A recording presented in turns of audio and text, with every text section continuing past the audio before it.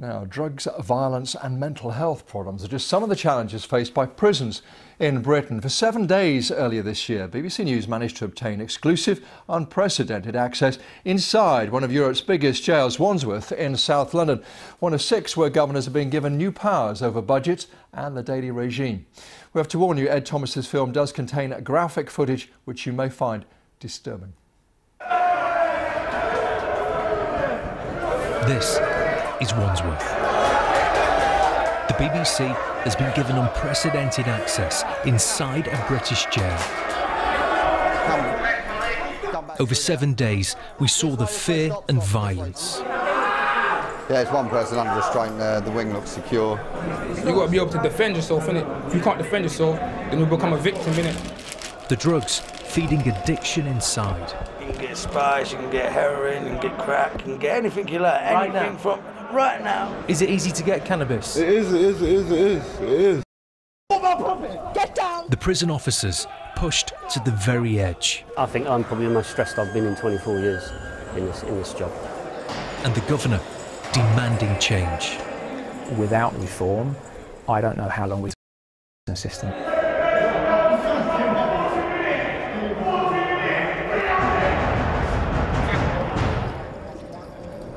Our prisons are changing.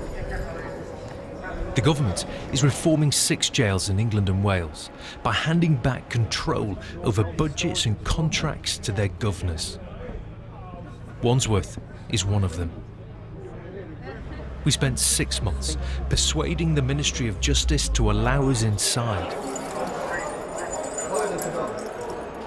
This is what we found. Can you run? Can you run? B-Wing, and Jennifer, a new recruit, and Steve, a Wandsworth veteran, face the first alarm of the day. Run! An inmate is refusing to go back to his cell.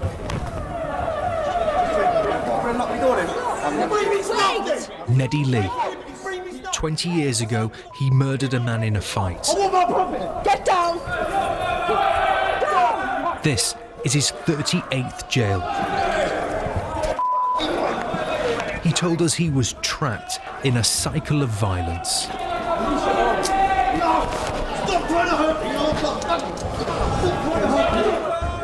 In the 2 decades I've been in, I've had warfare in jail. I got sliced down the side of the face and I don't know who cut me. It's been non-stop, constant. Violence. Violence non-stop. I've been stabbed through the chest. I've had my arm broke. I've got 3 broken bones in my hand. I've had murders in here, left, right and centre. And I've gone to him and said, look, at the end of the day, you're putting me in a predicament where I have no alternative but to utilise violence for my safety or to assert position on the wing. And that's totally counterproductive to my progression. I need to go home. I've just had a little baby.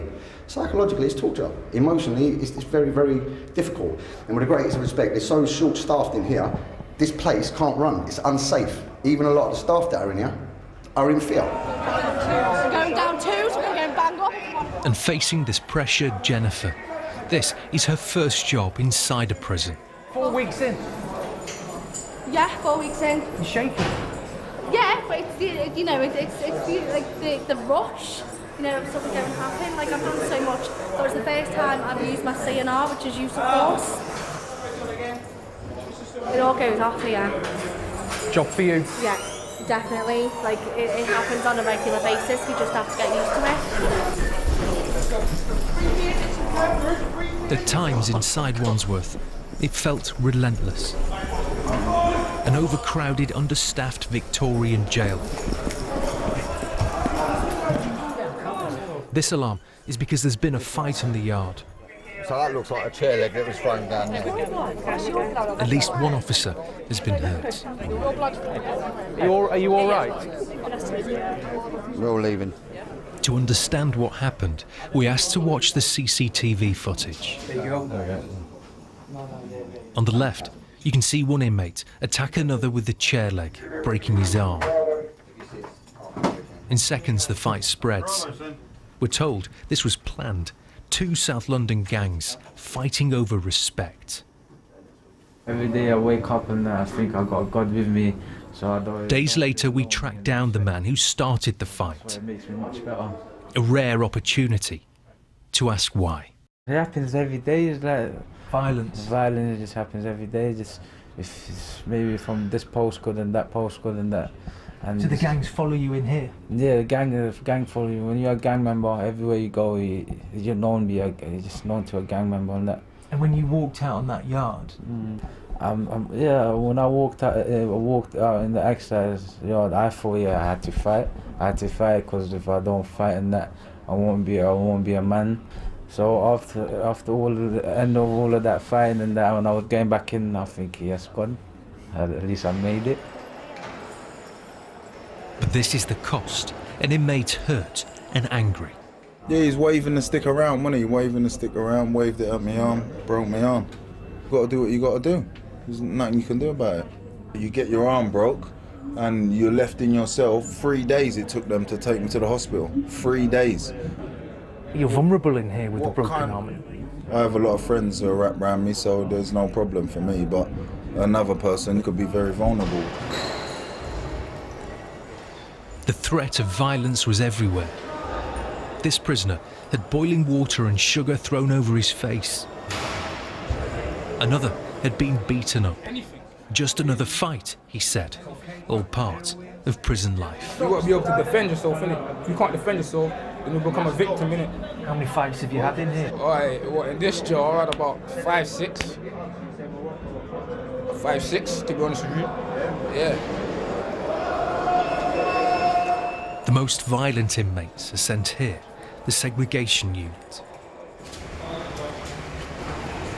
We're facing this. These can all come at you when you come through that door. And they're heavy. That's going to do some damage, isn't it? Yeah. But the whole landing, all these cells, you see the fellow opposite you, all this cell has been flooded, the whole lot. There's another cell over there. I think we're a 13, 14 bed unit and we're only half working because the cells are just getting taken out. And this is what it takes just to feed some prisoners. Officers wearing helmets, delivering a sandwich. How dangerous is this job? It's getting dangerous. It's getting worse. Every day we saw the pressure. Excuse me, sir. This is because another inmate is refusing to go back to his cell. Here it is, here. If you just come back through there. This way, stop. Steve has worked here for 19 years. Yeah, it's one person under restraint, the wing looks secure.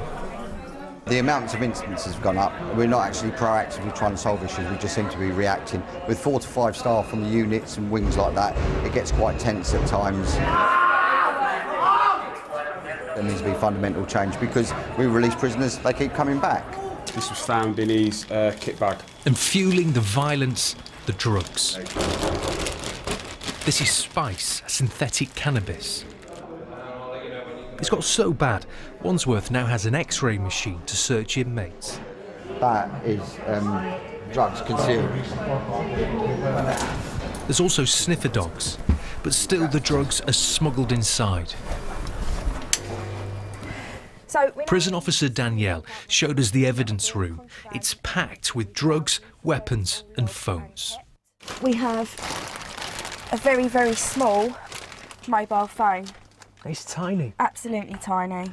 Those are obviously homemade nunchucks. That could do a bit of damage there. We would strongly suspect that that is spice. What is spice doing to prisons? Hurting them, really. Not all prisoners are violent. Everybody's in here for different reasons, but I think using spice can potentially make people extremely violent, and it's getting more and more common now. Wherever you work, there's always spice stories. In just 12 months, prison staff say £300,000 worth of drugs have been seized inside Wandsworth.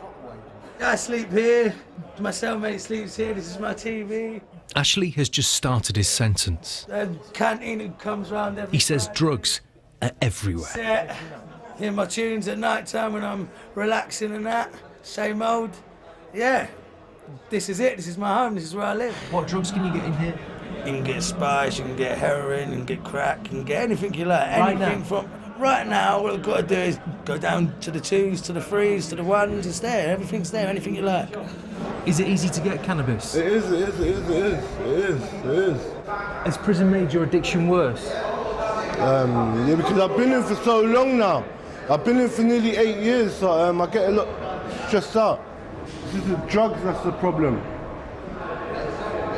And being inside so long. How do you being pay? Around so much people that smoke this stuff. That smell of cannabis is really... the smell of cannabis. And most days we could smell cannabis. This was B-Wing. Yeah, it's overwhelming, especially up here. And then we see it. A group smoking below us, in full view. This is mad, like the sparks are here and that as well, and it's just no one cares, like it's like there's no order, like. But how do you feel about people smoking cannabis down there? Not good. Because imagine they can't get in next week now, then what, it's going to be fights and that. And the officers are just here, like. Obviously it's not myth, it's sport. Where can you get cannabis from around here? Everyone. Is it easy to get? If you want cannabis, I can get you some still. You get me cannabis yeah. right now? Yeah. What was How does that make you feel hearing that? Well, obviously it's not good, is it? It defeats everything that we're trying to do as a service. And many inmates told us the same story. Drugs smuggled into Wandsworth, available for the right price. I know officers that charge you, say, £500 a parcel, the size of, say, 3 tennis balls, full of drugs, phones, whatever you want. This prisoner asked us not to show his face. He wanted to talk about corruption. A smartphone, 700 quid they go for, retail price. And who brings those phones in? Officers, other prisoners. Are you just saying that though? Of course I'm not to get officers in trouble? No, of course I'm not. If it is a member of staff who is quite willing to bring in a mobile phone or some drugs that could potentially put me on and everybody else in danger, I don't want to work with them. How big is the problem? It's hard to tell. I think there's probably at least one corrupt person in every jail. Inside Wandsworth, inmates and staff talked freely about corruption. The governor admitted there was a problem and that he had to deal with it. Corruption is the one thing that I absolutely cannot stand. And I think that's a very clear message from me that one of the first things we would do with reform is to think very carefully about how do we deal with those issues of corruption and what do we do to tackle those staff bringing that drugs in, because that will deal with some of the issues that you've highlighted and that you've seen over the last week. But the corruption, drugs and violence are just part of the story. In Wandsworth, we found a jail facing another crisis. And how are you in your mind? How are you? No good. Cut. It's this cut. Okay. Twice in Wandsworth, this man came to see us. He'd cut every inch of his body. Desperate, he speaks very little English. Are you getting mental health help? Yeah. I this crazy. No sleeping every day. Sleeping. I cut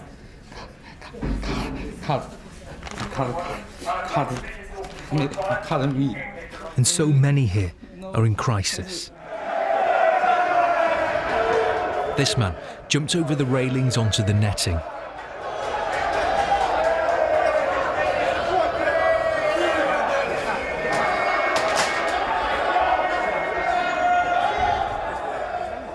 Other inmates wanted us to meet him. They said he shouldn't be in a jail. Severe mental health. Needs help. Who's this? The neglected Mowgli. Mowgli! Schizophrenic. Severely schizophrenic. Nuts. What's the matter with you? I want to die! Where do you want to be right now? I want to be Springfield! I want to be Springfield in Washington! Where do you want to be and what do you want? I need a health issues. Why did they tell me when I've handed in the paper already? Why do they keep telling me? Why do they keep telling me I'm on basic mental health? In Wandsworth, officers are constantly assessing prisoners. This cell. You sure? Here, an inmate has smashed up his cell. He's in distress. Nathan has self-harmed. He says his mental health is getting worse. This is my artwork. Okay. This is Romeo, you can see. goes down there. If you can see down there, there's a bottle of tequila, yes. There's also a very large gun there. Can you see that? Yeah, nice belt. Romeo meets, and then love hearts, okay? And then if we go down here, you'll see Juliet. And if you look at the print of Juliet here, that's art. I've got personality disorder. I'm also signed off from the doctor for severe anxiety, and I only just received my medication yesterday. Being in prison with your needs, what does it do to you? Made myself up, basically. I sort of no other option other than to say, let me make a phone call, holding the razor blade to my arm like that, and then eventually the officer opened up the door. Are you asking for help from people? Yes, I am asking for help, but the service seems to be so slow. Not find a prisoner. For officers like Steve, the demand can be overwhelming. They say 85% of people that come into prison have mental health issues, be it personality disorders, or be it more like schizophrenics, bipolars, etc. What's the pressure like? If you can't look after vulnerable people, all right, in a safe environment, all right, people will get hurt and people will die. Do you think lives could be saved if there were more members of staff? Definitely. Definitely. The amount of self-harm and self-inflicted deaths are on the increase. This inmate, a failed asylum seeker, talked about taking his life. He'd sewn his lips together and was on hunger strike. I think about this every day for kill myself. I go Friday start, I dry hunger strike. I don't drink water, don't eat nothing. Because here is many stress. No 23-hour close in cell. It affects you, you know. And dealing with suicide, officers like Andy. He says he can't forget the faces of prisoners who've taken their lives. It leaves a big impression because I can see probably 8 of the guys that I've dealt with, you know, and I've dealt with more, but there's 8 specific guys, I can still see their faces. And some of those guys, you know, one of those guys was back in 1994, you know, that I happened to cut down. Another guy, you know, it was around about 96, and I can still see him, I can still see the grimace on his face. But how to cope with all the violence, self-harm and addiction when nearly half the inmates here are foreign and many can't speak English? Are you from Romania? Romania? So many Romanians, I'm from Romania. like Richard and Antonio Silvio. They say they've served their time, but are waiting to be deported. 3 weeks ago. 3 weeks ago, he's finished my punishment. You know, let me go home. Do you want to go back to Romania? Yes, I want to go back. I don't want to come back here never. I'm from Romania, but it doesn't matter where you're from. Human rights are human rights.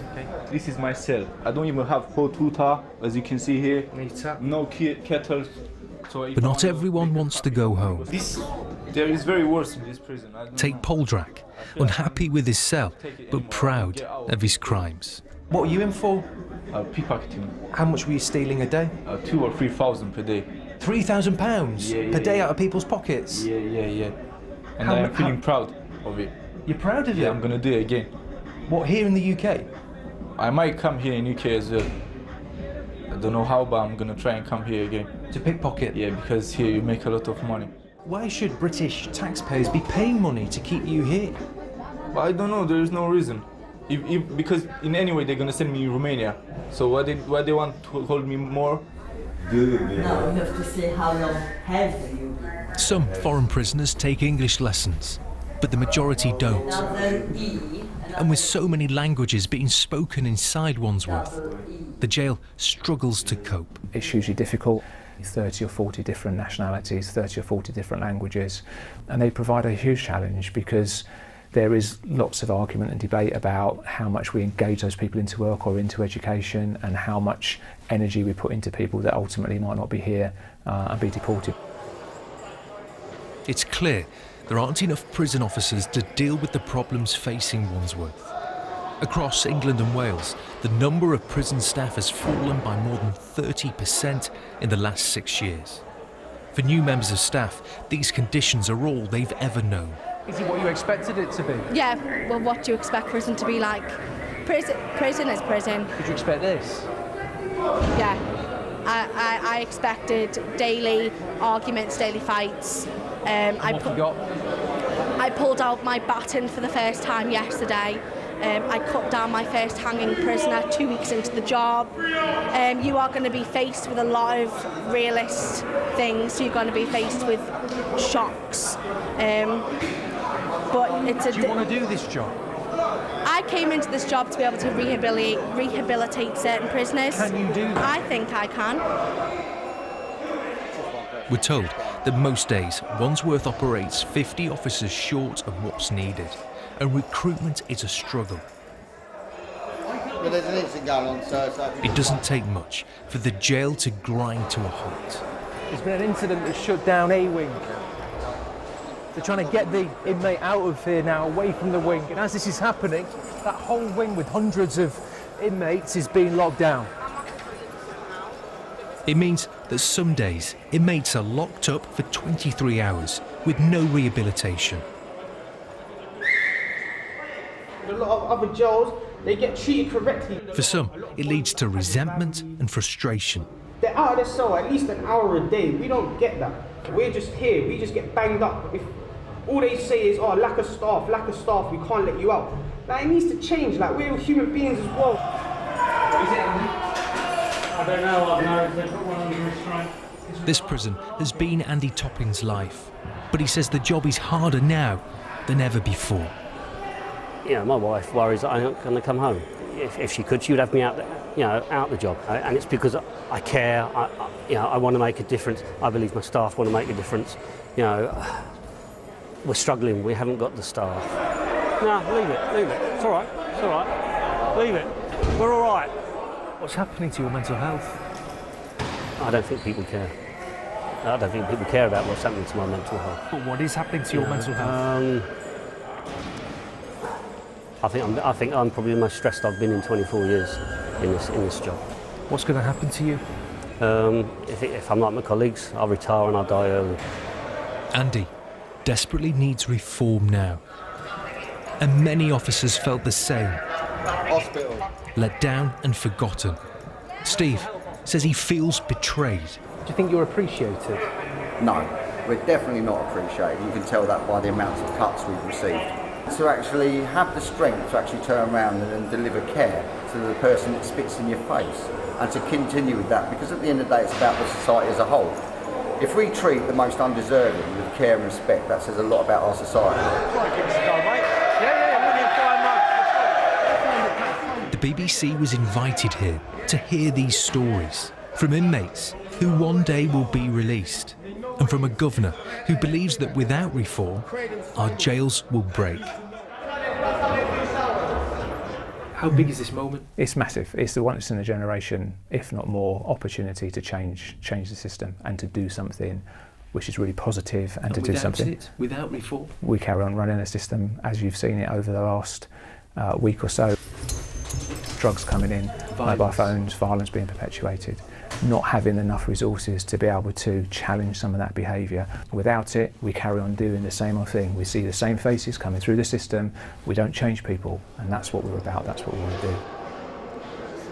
A prison revolution is promised, but without enough staff to provide even the basics, how can jails rehabilitate and end the violence, addiction and self-harm? The lives lost behind bars.